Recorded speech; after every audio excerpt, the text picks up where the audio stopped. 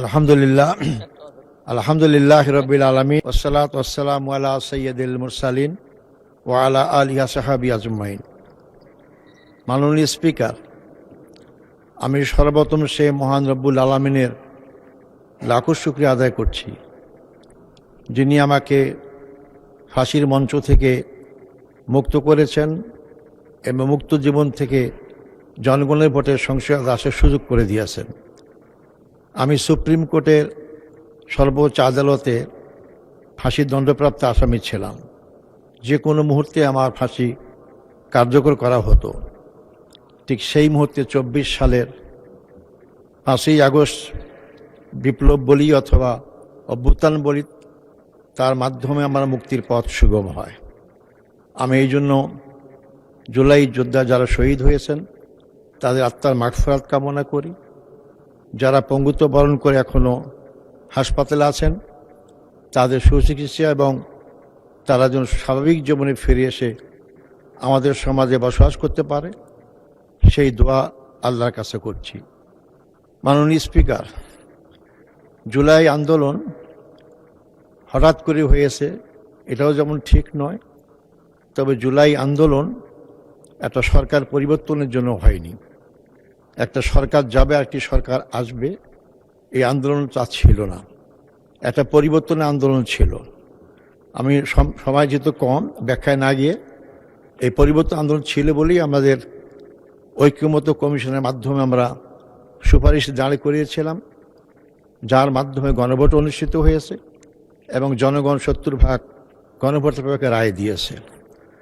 জুলাই আন্দোলন শুধু বাংলাদেশের জনগণই অংশগ্রহণ করেনি।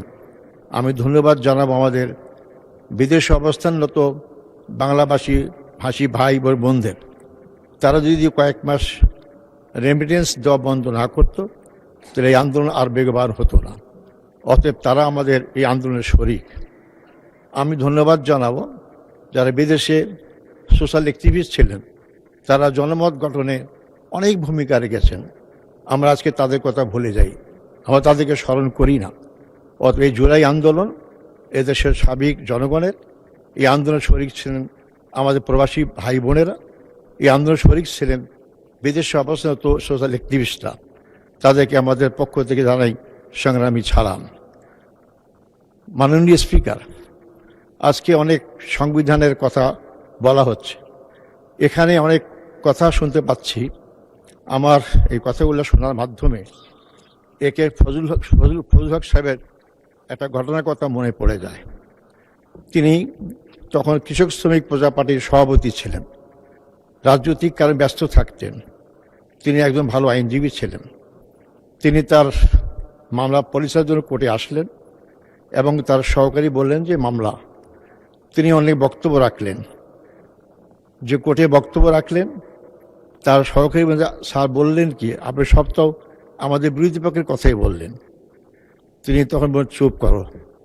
তিনি সব কথা বলার পর বললেন যে এতক্ষণ যা বললাম সেটা আমার বিরোধী পক্ষের বক্তব্য, এবং আমার বক্তব্য শোনেন।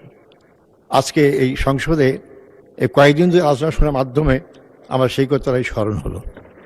সম্মানিত মাননীয় স্পিকার, আজকে আমাদের বিরুদ্ধে অনেক অসত্য কথা বলা হয়েছে। এই অসত্য কথা আমরা যারা প্রবীণ, আমাদের বেগম খালেদার সাথে সাক্ষাৎ হয়েছে, যোগাযোগ ছিল, আন্দোলনের শরিক ছিলাম। অশ্ববিরোধী আন্দোলন থেকেই আমরা পাশাপাশি আন্দোলন করেছি। আমি তাকে শ্রদ্ধা করি। এই জন্য এ প্রসঙ্গেও আমি শহীদ প্রেসিডেন্ট জিয়া যখন প্রেসিডেন্ট হলেন তার আগেই আমরা তার সঙ্গে সাক্ষাৎ ছাত্র আন্দোলন এবং ছাত্র সংগঠনের দায়িত্বে ছিলাম। সংগ্রাম মাননীয় স্পিকার, আমি তাই শ্রদ্ধার সাথে স্মরণ করি শহীদ প্রেসিডেন্ট জিয়াউর রহমানকে, শ্রদ্ধার সাথে স্মরণ করি মরহুমা বেগম খালেদা জিয়াকে, যারা সংগ্রাম করেছেন এদেশের জনগণের জন্য। প্রেসিডেন্ট জিয়া অমর হয়ে থাকবেন 3টি কারণে। তিনি বাংলাদেশে বহুদলীয় গণতন্ত্র প্রতিষ্ঠা করেছিলেন। শহীদ জিয়া অমর হয়ে থাকবেন, তিনি ঐক্যের রাজনীতি করেছিলেন। তার ঐক্যের রাজনীতিতে আপনারা জানেন শাহজিউর রহমান প্রধানমন্ত্রী ছিলেন, আব্দুল আলিমের মতো লোক মন্ত্রিসভায় ছিলেন। আজকে অনেক মুক্তিযুদ্ধের পক্ষে বিপক্ষে কথা বলা হয়ে যায়। শহীদ প্রেসিডেন্ট জিয়া আধিপত্যবাদ বিরোধী আন্দোলন ছিলেন। তার ৭ই নভেম্বর বিপ্লবের মাধ্যমে বাংলাদেশ আধিপত্যবাদ মুক্ত হয়। এই তিনটি কারণে তিনি আজকে স্মরণীয় হয়ে থাকবেন। মরহুমা বেগম জিয়া, খালেদা জিয়া, তিনিও অমর হয়ে থাকবেন। তিনি বাংলাদেশে সংসদীয় গণতন্ত্র প্রতিষ্ঠা করেছিলেন। তিনি জনগণের কাছে খেতাব পেয়েছিলেন আপসীর নেত্রী। তিনি এটা আমরা সবাই জানি। এবং তিনিও ঐক্যের রাজনীতি করেছেন, যে ঐক্যের মধ্যে তার কাছে কোনো ডান বাম কোনোটাই ভাগ ছিল না, যেটা ছিল না প্রেসিডেন্ট জিয়াউর রহমানের সময়। তিনি দেশকে গঠন করতে চেয়েছিলেন এবং করতে পেরেছিলেন। 1991 সালে আপনারা জানেন যে নির্বাচন পঞ্চম সংসদের হয়। সেই নির্বাচনে বিএনপি 140টা আসন পায়, আর জামাত ইসলামী পায় 18টা। তখন কিন্তু এই প্রশ্ন আসে নাই জামাত ইসলামী মুক্তিযুদ্ধ বিরোধী কি না। আমরা জামাত ইসলামের পক্ষ থেকেই আমরা সরকার গঠনের সমর্থন দিয়েই আমাদেরকে অফার করা হয়েছিল মন্ত্রিত্ব দেওয়ার জন্য। আমরা গ্রহণ করিনি। দেশ এবং জাতীয় বৃহত্তর স্বার্থে আমরা তাদের সাথেই ছিলাম। আমরা এরশাদ বিরুদ্ধে আন্দোলন করেছি, আওয়ামী লীগ বিরুদ্ধে আন্দোলন করেছি। আমরা সবাই একসাথে কাঁধে কাঁধ মিলে করেছি। 2001 সালে 4 দলীয় জোটের মাধ্যমে আমাদের সরকার গঠন করলাম। সেখানে আমাদের 2 জন মন্ত্রী ছিলেন। তৎকালীন বাংলাদেশ জামাত ইসলামের আমির সফল মন্ত্রী মাওলানা মতিউর রহমান নিজামী প্রথমে কৃষি মন্ত্রণালয় এবং পরবর্তী সময় শিল্প মন্ত্রীর দায়িত্ব পালন করেন, এবং মুজাহিদ সাহেবও ছিলেন। এই প্রসঙ্গে আমি তাদেরকে স্মরণ করি। আপনারা জানেন যে আপনারা তাদেরকে মিথ্যা মামলায় সাজিয়ে তাদেরকে ফাঁসি দেওয়া হয়েছে। বাংলাদেশের রাজনৈতিক ইতিহাসে বিশেষ করে 16 বছরে দল হিসাবে বাংলাদেশ জামাত ইসলামীর চেয়ে কেউ নির্যাতন শিকার হয়নি। আর কোনো দলের প্রধান নেতা থেকে আরম্ভ করে সেক্রেটারি জেনারেল থেকে আরম্ভ করে 11 জন ভাইকে জেলখানায় ফাঁসি দিয়ে এবং বিনা চিকিৎসায় হত্যা করা হয়। এটা আর কোনো দলের ছিল না।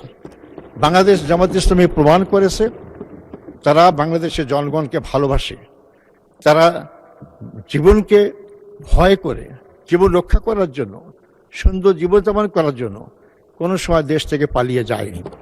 তারা মনে করে যে আওয়ামী লীগ ক্ষমতা আসার পরে তাদের অনেক বিপদ নেমে আসবে, কিন্তু দেশ থেকে পালানো নেই। এমনকি শহীদ মীর কাসেম আলী সাহেব তখন আমেরিকা অবস্থান করতেন। তাকে অনেকে বলেছে আপনি দেশে আসবেন না, গ্রেপ্তার করা হবে, মামলা দেওয়া হবে, ফাঁসি হবে।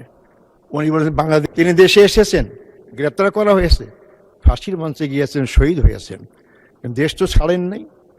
আমরা আজকে অনেকে অনেক কথাই বলছি যে আমি এই করেছি সেই করেছি।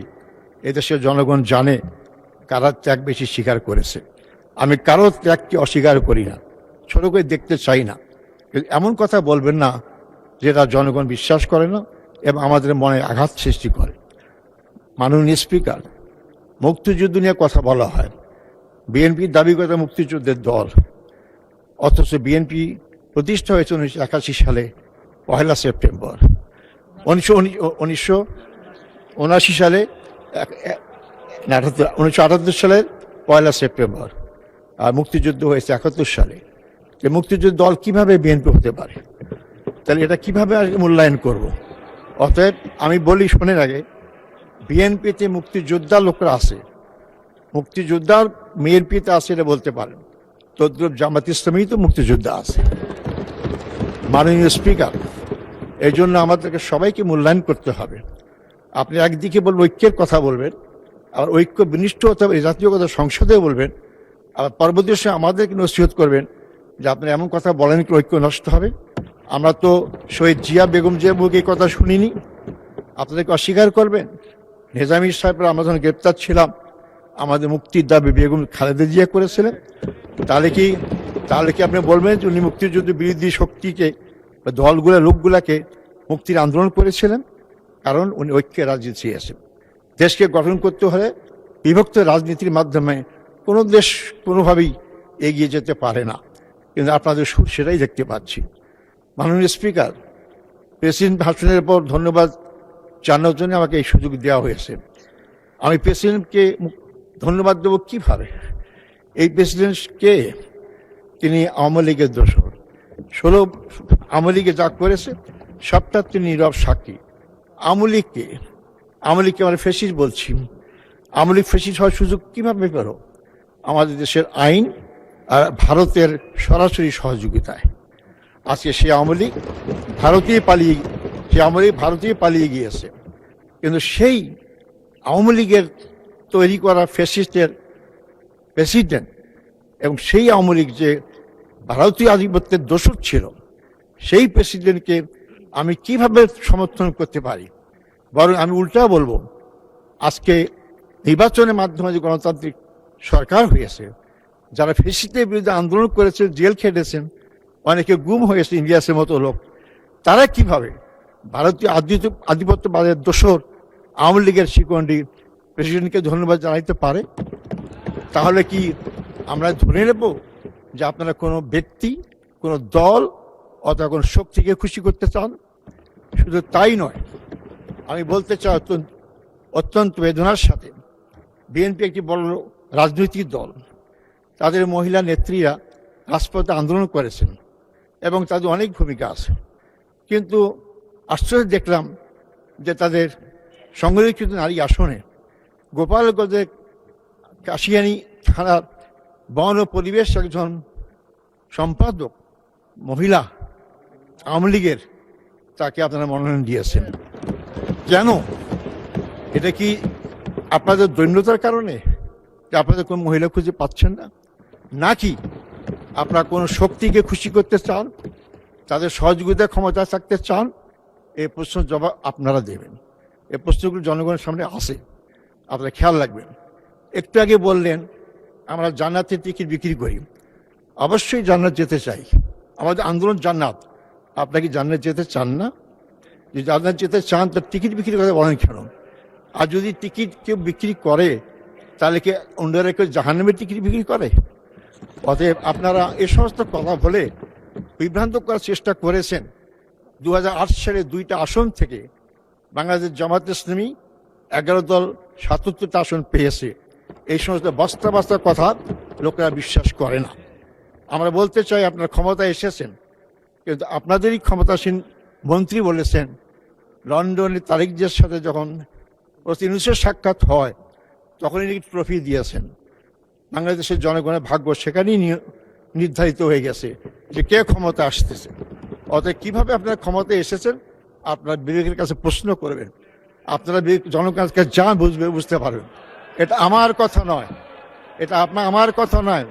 আমি একটা আমার কথা বলি নাই, পত্রিকাতে বলি নাই, এই সংসদে বসে আপনাদের মন্ত্রী বলেছেন। আর উপদেষ্টা কি বলেছেন সব আপনারাই জানেন। তাই আপনারা যারা উপস্থিত আছেন, আমি আপনাদেরকে হেয় করার কথা বলছি না। একবার চিন্তা করেন, দেশপ্রেমিক বলি আমরা, গণতান্ত্রিক শক্তি বলি আমরা, কিন্তু আজকে আমাদের এমপিরা স্বাধীনভাবে চলতে পারছে না। আজকে আমাদের এমপির দিকে আক্রমণ করা হচ্ছে, অনেক জায়গায় কর্মীদেরকে আক্রমণ করা হচ্ছে। আমার এলাকা সরকারি কাজে সহযোগিতা করতে গিয়ে বিএনপির কর্মীদের দ্বারা কর্মী লাঞ্ছিত হয়েছে, এখন ভয় দেখানো হচ্ছে। এই জন্য অনেকে হাসতে হাসতে বলে এত কাজ পাইলাম, এখন একটা নিরাপত্তা কার্ডের ব্যবস্থা করেন। মাননীয় স্পিকার, আজকে আমাদের আজ সময় আমার শেষ। আর একটু আমি এলাকার কথা বলতে পারলাম না, আমি তো মজলুম, আমি তো সারা সংসদে একটা কথা বলিনি। একটু 2 মিনিট দিলে আমি আমার কথা শেষ করবো।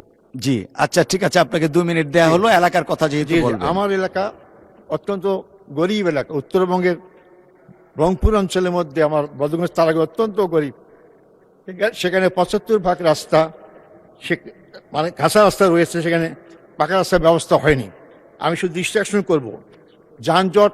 আমার পুরাতন বন্দর, ওটাকে বলে বদরগঞ্জ আপনার বন্দর, সেখানে রাস্তা এত চিকন সরু, যার কারণে এখানে পার্বতীপুর থেকে যে আর্মিরা আসেন, সাধারণ লোকরা আসে, রংপুর ক্যান্টনমেন্টে যায়, রাস্তায় প্রতিদিন যানজট হচ্ছে। আমি অনুরোধ করবো সংশ্লিষ্ট মন্ত্রীকে একটা বাইপাস করার জন্য। সাথে সাথে পার্বতীপুর থেকে রংপুর পর্যন্ত 2 লাইনের রাস্তাকে 4 লাইন করলে রাস্তাটা প্রশস্ত হলে যানজট অনেক কমে যেতে পারে। আমার এলাকায় একটা সুগার মিল আছে, শ্যামপুর সুগার মিল। আমি এই সুগার মিল বন্ধ রয়েছে। আমাদের মন্ত্রীজন শিল্পমন্ত্রী মজিদুর রহমান নিজামী ছিলেন, তখন এটা লাভজনক ছিল, আওয়ামী লীগ সেটাকে অলাভজনক করলো, আর বন্ধ হয়েছে। এবং মাননীয় প্রধানমন্ত্রী বলেছেন যে সে সমস্ত শিল্প কারখানা বন্ধ চালু করা হবে। আমি অনুরোধ করব খুব দ্রুত গতিতে আগামী বাজেটেই যাতে করে শ্যামপুর সুগার মিল পূর্ণাঙ্গ চালু হতে পারে তার ব্যবস্থা আহ্বান করব।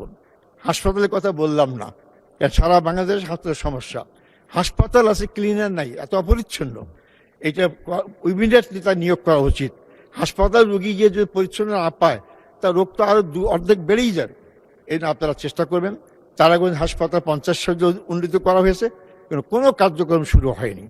এই জন্য আমি স্বাস্থ্যমন্ত্রী অনুরোধ করব 50 শয্যা চালু করবেন এবং 100 শয্যা উপনীত করবেন।